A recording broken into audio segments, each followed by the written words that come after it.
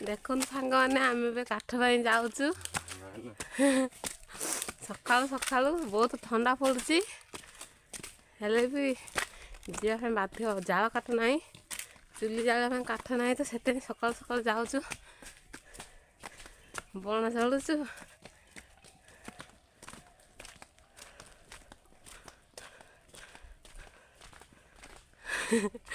ତାପରେ ପଛରେ ଆସୁଛନ୍ତି। ଏକାନି ସିଧା ଯିବା ନା? ଏକାନି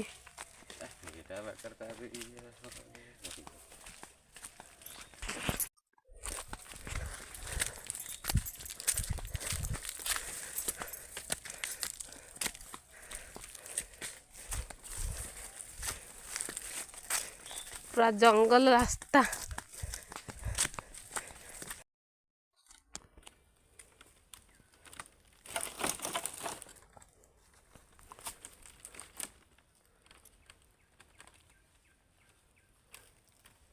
ଶାଗ, କେତିକ ଶାଗ ବଣରୁ ମିଳିଛି।